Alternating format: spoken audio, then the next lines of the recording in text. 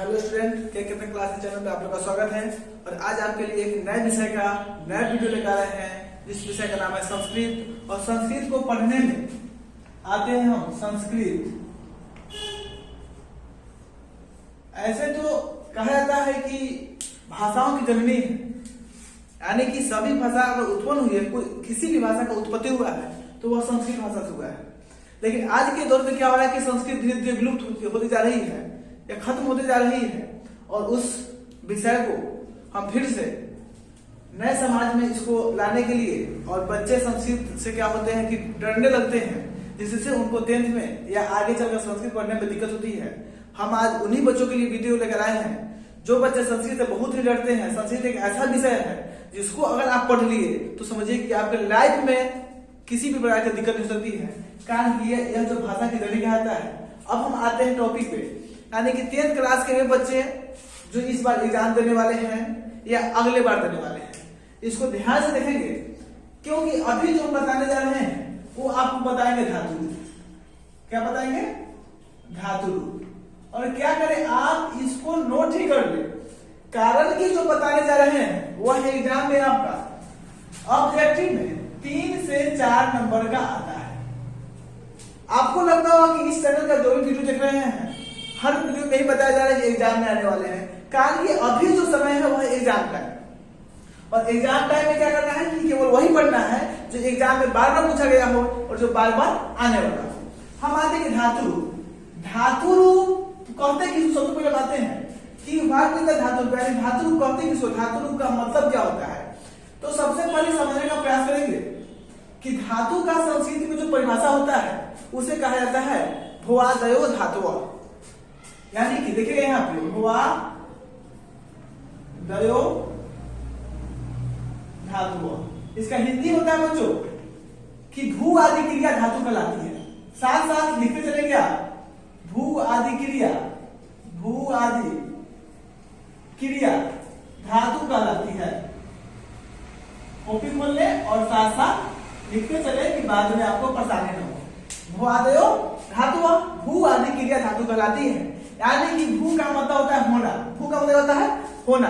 और कोई भी हम एग्जाम्पल लिखते हैं जिसमें लिखते हैं कि हाँ संज्ञा के हाथ राम, पटना, गंगा इत्यादि आदि लगाते हैं, यानी कि वही, यानी भू आदि क्रिया। क्रिया का मतलब क्या? यानी कि काम, यानी कि जो काम होता है, भू का मतलब होना, क्रिया का मतलब काम, यानी जिससे किसी काम को होने का होता है वही जो शब्द होता है वह संस्कृत में धातु कहलाता है। अब हम आते हैं थोड़ा सा कि हमने धातु में 2 पद होता है। क्या होता है? 2 पद। एक होता है आत्मेय पद, दूसरा होता है प्रश्नय पद। आत्मेय पद और प्रश्नय पद को मिलाकर लकार बनता है। यानी कि हम आते हैं कि हमको पढ़ना है, एक होता है आत्मेय पद, याद रखिए, ध्यान देंगे, आत्मेय पद, आत्मेय पद, और दूसरा होता है प्रश्नय पद, प्रश्नय पद। तो हम लोग को अभी जो भी 10th क्लास तक के छात्र होंगे उनको आत्मेय पद ही पता है। अब होता क्या है कि आत्मेय पद में 5 लकार होते हैं, प्रश्नय पद में 5 लकार होते हैं। दोनों लकार मिला के 10 होते हैं। कितने होते लकार? 10 लकार। लेकिन हमको पढ़ना कितना होता है? मात्र 5 लकार आत्मेय पद का, प्रश्नय पद का हमको नहीं पढ़ना होता है। अब कब पढ़ना होता है आत्मेय पद का, कब पढ़ना होता है प्रश्नय पद का? तो जो भी 10th तक के बच्चे हैं यहाँ पर लिख लीजिए 10 और इधर भी 10। अब समझिए तो कम से सर 10th वाला का ये है कि 10th वाला का ये है। तो आप सोचिए 10th में अगर है, 10th में अगर है या 10th तक है तो आपको प्रश्नय पद नहीं पढ़ना है, आत्मेय पद नहीं पढ़ना है। 10th के बाद जो है आपको आत्मेय पद पढ़ना होगा। यानी कि अगर इंटर में संस्कृत लेते हैं तो आपको आत्मेय पद, प्रश्नय पद दोनों पढ़ना होगा। फिलहाल आपको 10th में अगर है या 10th तक है कि स्टूडेंट है तो प्रश्नय पद को ध्यान दीजिएगा। अभी जो बताने जा रहे हैं शायद आपके एग्जाम में बहुत भूमिका निभा सकता है यह क्वेश्चन। अब आप समझ गए कि आत्मेय पद में 5 होते हैं, प्रश्नय पद में 5 होते हैं, दोनों मिलाकर लगा होते हैं 5। हम लोग को पढ़ना कौन है? प्रश्नय पद पढ़ना है। अब प्रश्नय पद में लगा होते हैं 5। आप समझिए कौन को लगा होता है? सबसे पहले लट लकार, लंग लकार, लिट लकार, लोट लकार और अंतिम होता है विधि लिंग। विधि लिंग। आप देखिए यहाँ पे number 1, number 2, number 3, number 4, number 5 सबसे पहले बातें हैं कि इसको जो बोलते हैं लकार लिखा हुआ, यहाँ पे देखिए लकार है 1 2 3 4 5। ठीक इसी तरह से आत्मनेय पद में भी 5 लकार होता है, परस्मयी पद में 5 लकार, आत्मनेय पद में भी 5 लकार। बट हम अगर थोड़ा सा यहाँ पर क्वेश्चन करें या आप किसी भी टीचर से पढ़िएगा तो जाकर वहां सवाल कीजिएगा, पूछेगा कि सर इसको हम लोग लकार क्यों बोलते हैं, इसका रीजन क्या है, what is the reason of call लकार, यानी कि इसको लकार काहे कहेंगे हम, क्या रीजन है, इसको हम सकार क्यों नहीं बोलेंगे। पहले ही बोल रहे हैं कि आप वीडियो को तो ध्यान से देखिएगा, वीडियो तो छोटा है, लगेगा आपको कि बहुत छोटा सी बात बताया जा रहा है, लेकिन छोटी छोटी बातों को अगर हम ध्यान देते हैं तो अपने जीवन में महान से महान व्यक्ति बनने का प्रयास किया जा सकता है और उसी छोटी छोटी गलतियों को हटाकर हम एक महान व्यक्ति बनते हैं। जैसे कि लट लकार, अब मान लीजिए यहाँ पर लकार क्यों, सकार क्यों नहीं, पकार क्यों नहीं, मेरी मर्जी, लकार बोले तब, सकार बोले तब, पकार बोले तब, क्या क्या कारण है कि हम लकार बोलेंगे। आप जाकर पूछने का प्रयास कीजिए, खोजिएगा बुक में कि आखिर लकार ही क्यों कहते हैं। आप थोड़ा देर के लिए कंफ्यूज हो जाएगा कि सही में इसको लकार कहा कहते हैं, सकार क्यों नहीं कहते हैं, प्रकार क्यों नहीं बोलेंगे, आकार क्यों नहीं बोलेंगे, हम कुछ जो मर्जी बोले लेकिन लकार ही क्यों। अब आते हैं कि लकार ही क्यों बोलते हैं। अब देखिएगा यहाँ पे कि 5 लकार जिस तरह से परस्मयी पद में होता है, ठीक 5 लकार आत्मनेय पद में भी होता है। अब आत्मनेय पद परस्मयी पद दोनों में 5 लकार, दोनों का लकार का नाम सेम जाता है, 5 लकार यही, इसी को 5 जगह तो 10। अब देखिए इसकी प्रारंभिक अक्षर, इसकी प्रारंभिक अक्षर क्या होता है, ल से शुरू होता है, 1 2 3 4, और इसकी प्रारंभिक अक्षर ल से शुरू होने के कारण इसको लकार नाम दिया जाता है। यानी प्रारंभिक अक्षर 200 लकार का, 200 जो लकार का नाम है, इस 200 लकार का जो नाम होता है वह ल से प्रारंभ होती है, अतः इसे इसके अंत में हम लोग लकार लगाते हैं। अब आते हैं हम लोग कि लट लकार का मतलब क्या होता है। लट लकार मतलब होता है वर्तमान काल, लट लकार माने वर्तमान काल।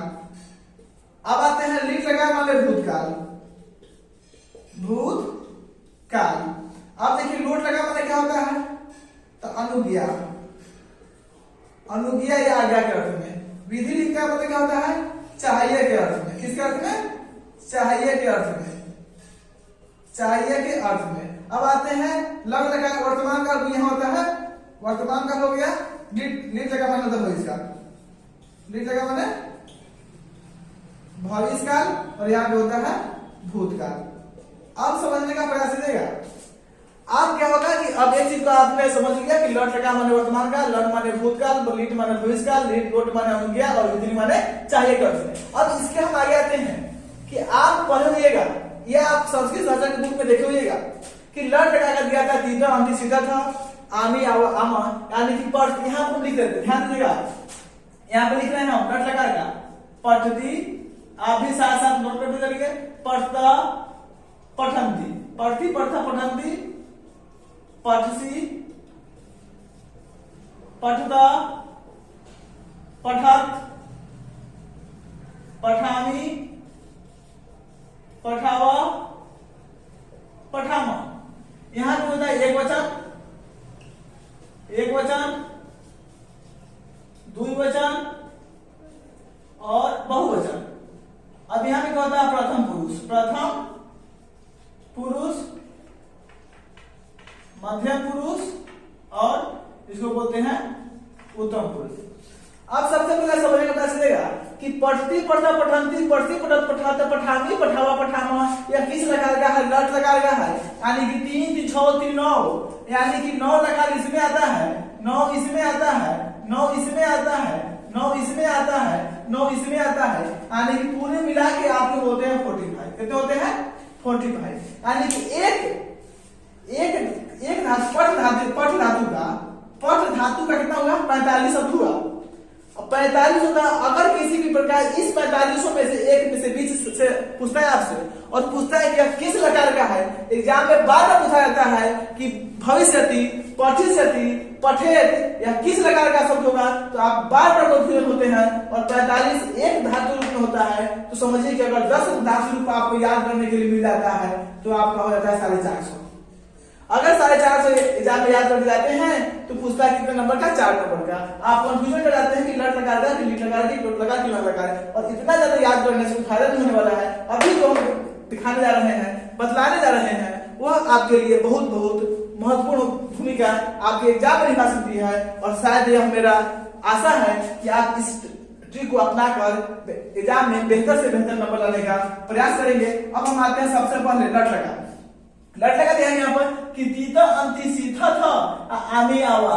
ये तो क्या होता है कि परसेंटेज, यानी कि 100 में 99% बच्चे को यह याद होता है कि पढ़ती पढ़ता पठान थी, पढ़ती पढ़त पठत, पठामी पठावा पठाना। अब आते हैं जब वो याद होता है तो आते हैं हम निचले से। सबसे पहले देखिएगा कि कैसे कहेंगे। अगर लग लगा किसी शब्द के पहले, शब्द यानी कि धातु रूप, धातु के पहले अ लगा हो, अ लगा हो तो वो क्या कहलाएगा? लग लगा कहलाएगा मेरे भाई। शब्द के पहले अ लगा हो और लीट लगा शब्द के बीच में, शब्द के बीच में सिया लगा हो, सिया लगा हो तो वह लीट लगा कहलाएगा। लोट लगा छोड़ दीजिए, अभी विधि निकालिए। अगर शब्द के ऊपर, ध्यान दीजिए, शब्द के ऊपर नहीं ऐसे लगा हो, ऐसे एकले लगा हो, लगा हो एकले लगा हो तो इस शब्द को हम लोग विधि नहीं बोलते हैं। अब देखिए मेरे भाई, लट लकार क्या हो गया कि अगर याद नहीं है तो आप याद कर लीजिएगा।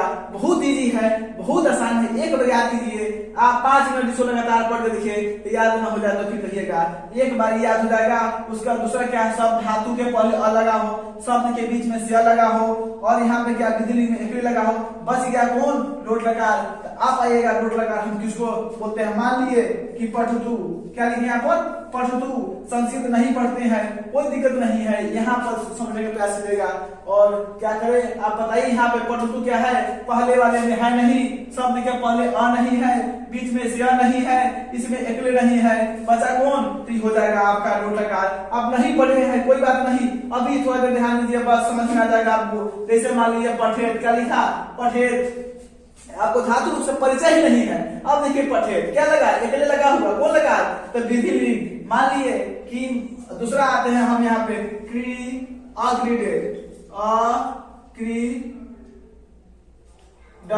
अक्रीडत। अब पूछे आपसे यह कौन लगा है? तो आप देखेगा यहाँ पे क्या लगा हुआ है? शब्द धातु के पहले अ लगा हो तो कौन लगा होता है?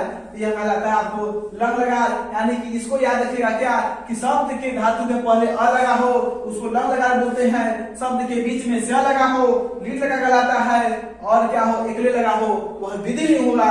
और यह हमको बताया ट्रिक बहुत ही बेहतरीन ट्रिक है। आप इस ट्रिक को याद करके एक बार संस्कृत के मॉडल शब्दों में अगर धातु का ऑब्जेक्ट दिया है उसको बनाने का प्रयास कीजिए।